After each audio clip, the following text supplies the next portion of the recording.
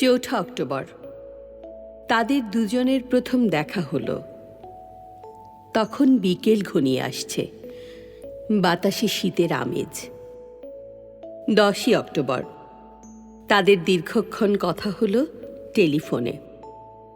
সেদিন ছেলেটি নতুন কেনা টবে গোলাপের চারা লাগালো। 30শে অক্টোবর রেস্টুরেন্টের নিরালা কেবিনে ছেলেটি বলল, তোমাকে তোমাকে আমি ভালোবাসি। কেন ভালোবাসো আমায়? আমি সুন্দরী তাই? তোমার চেয়ে সুন্দরী আছে কত।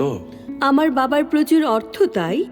তোমার বাবার চেয়ে বড়লোক এখানে কম আছে। তাহলে ভালোবাসি ভালোবাসি, তার আবার কারণ হয় নাকি? আমার কাছে কি চাও? কই, চাইনি তো কিছু। ভালোবাসো অথচ চাও না? তাহলে না চাহিলে যারে পাওয়া যায়, ত্যাগিলে আসে হাতে। এ তো গান। শুধুই গান? তাছাড়া কি? কিছুই যদি না চাও তবে ভালোবাসো কেন? ভালোবাসি, তাই ভালোবাসা দিতে চাই। চাইব কেন? তুমি সত্যিই অদ্ভুত।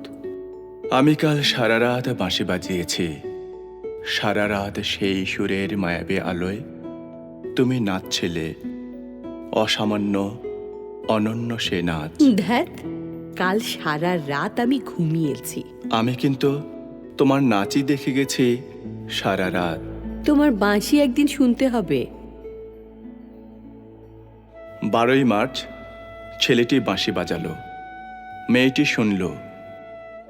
সময় থমকে রইল অনেকক্ষণ। বাঁশি যখন থামল, মেয়েটি দু চোখ ভরা জলে বলল, বাঁশি শুনতে শুনতে আমার ঘুম এলো আবেশে। আমি দেখলাম আমি নাচছি, মেঘের মাঝখানে তারাদের পাশে আমি নাচছি। আকাশে ফুলের গন্ধ। ডাক্তার আমায় বাঁশি বাজাতে নিষেধ করেছেন। সে কি? কেন? বাঁশি আমায় টেনে নিয়ে যায় স্বপ্নের মধ্যে। ডাক্তার বলেছেন, স্বপ্ন দেখে দেখে আমার মস্তিষ্কের শিরা উপশিরায় জট পাকিয়ে যাচ্ছে। তাহলে ভাবছি আমার বন্ধুরা বলেছে তুমি খুব ভালো, অসাধারণ, কিন্তু তুমি সৃষ্টি ছাড়া। তোমার স্বপ্ন সব অর্থহীন। আমি জানি।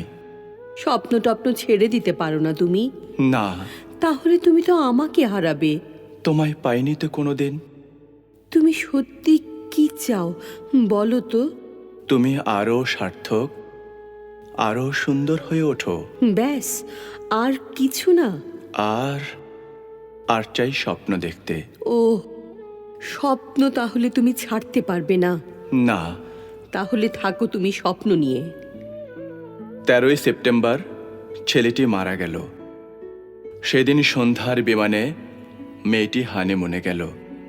যাবার আগে বন্ধুদের বলে গেল, স্বপ্নের চেয়ে বাস্তব অনেক ভালো।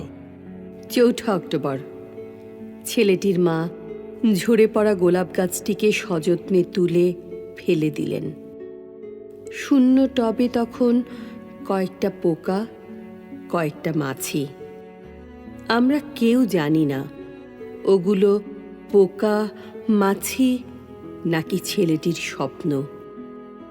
আমরা ঠিক জানি না, আমরা কেউই জানি না।